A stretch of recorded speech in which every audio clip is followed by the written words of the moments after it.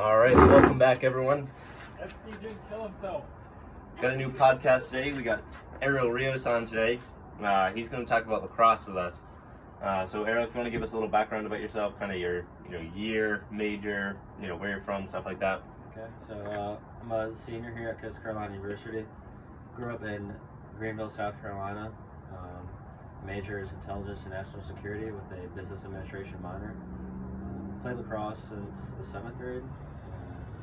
4 years of varsity in high school and 2 years club here at school. All right. So now, lacrosse being one of those sports, you think of the major sports in the United States, you got football, baseball, hockey, and basketball. Lacrosse is definitely one of those minor things. There's a lot of, or at least where I'm from, there's towns that don't even have it and stuff like that. How would you say, kind of growing up, lacrosse is different than your friends who played other sports that might have been more popular, like with that kind of an appeal to like the professional level? All right, so it's one of the fastest growing games on 2 feet, is what they say. It's definitely a high intensity game, so you have a mixture of a lot of sports. I think that's what's appealing to a lot of kids. So not a lot of kids realize that until they start actually playing it. And I think that's where the disconnect is. You just got to be able to get a stick in someone's hand and get them to start playing the game. Gotcha. And now, definitely a different, I feel like the average sport out there has, 5 people out there. What's kind of a layout with the lacrosse game for, how many people in the field, where everyone kind of has to be, are there any, restricted zones or anything like that? Yeah, so each team has a goalie, obviously. Each team has 3 offensive attackers that are just playing attack the whole entire game. They can't cross the midfield line. Then each team's going to have a variety of people in and out of the substitution box there at the midfield, usually 3 midfielders. If you're on the defensive side, you might have a kid playing midfield with a long pole. We call that a long stick defensive midfielder. Yes, that's another thing with a long stick. So you have people out there, your 3 defenders who have a 6-foot pole? Yeah, 6 foot. And then the rest of your other 6 guys out there, have like a 3-foot pole. So definitely an advantage when you're, kind of an interesting matchup when you're playing defense. You sort of have an advantage with the stick and the reach. Yeah, a little bit, but the thing about the game of lacrosse is the ball moves faster than your feet, so that extra 3 feet for defensemen is to make up for distance. Gotcha. We just ruined our energy.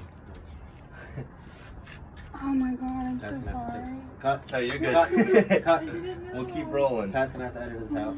You got editing on here? Yeah, it's fine. We'll keep rolling. Pat Sport Talks comes live. So, another thing with lacrosse, I know they have men's and women's lacrosse. I feel like lacrosse is one of those sports, men's and women's basketball or something. It's the same game. I feel like if you could talk a little bit about, the differences in men's and women's lacrosse, how it's almost such a different game. All right, so men's lacrosse is very much a contact sport. Women's lacrosse, if you ever get the opportunity to watch a game, they really can't do much contact at all. I think that's changing a little bit. They've been talking about implementing helmets and whatnot, but I'm not sure if they'll ever get to the point of contact as far as men's lacrosse. I'm not sure about. I know they have like different regulations as far as like penalty shots and stuff like that. I think the field is a little bit longer in terms of yardage from one end to the other. Those are the major differences. Yeah. I know one of the big things too is the face-off.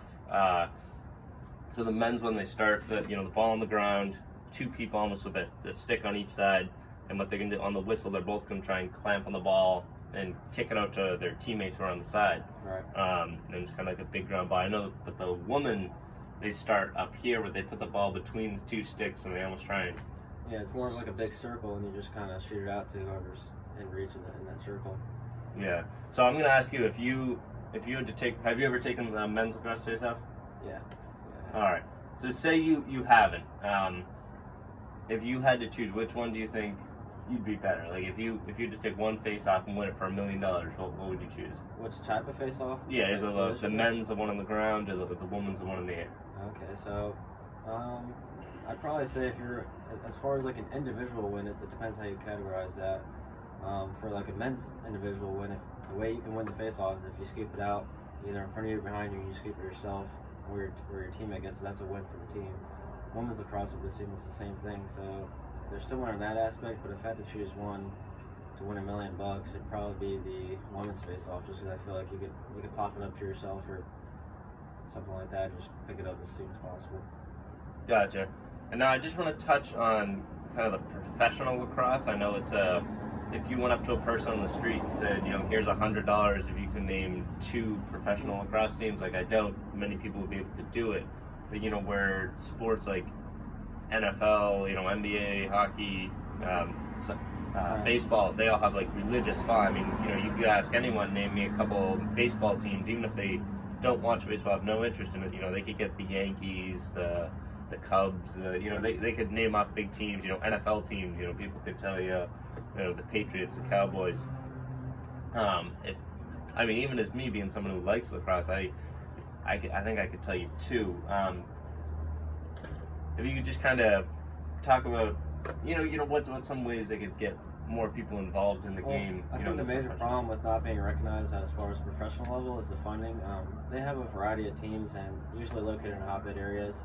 And there's actually a new league this year, the Professional Lacrosse League, and they were one of the first to be on national television consistently. So they had scheduled games to be on national television, and I think they had a pretty good following, and they're continuing to grow. They're adding another team. Stuff like that will eventually help and grow the game a little bit more. The college level is pretty popular. I know a lot of people make it out to the championship games for that, playoffs and championship games. So yeah, I know Memorial Day is a big weekend. Even for me, who doesn't really follow college lacrosse, every Memorial Day I always watch kind of the Final 8, Final 4 championship games. You can find it on a big network like ESPN. So. Yeah, which is definitely a step to grow in the game. It's not on something. It's something people are going to come across and just go, what's this? But then with the pace of it and the intensity. And how many goals are scored. Right, it's definitely something that can draw someone in, who doesn't even know the rules or anything. But it's going to be exciting for them if it's a 14-13 game coming down the stretch, and watching the guys run back and forth, hitting each other. Right. Hustling every play. So definitely gonna be interesting. Definitely.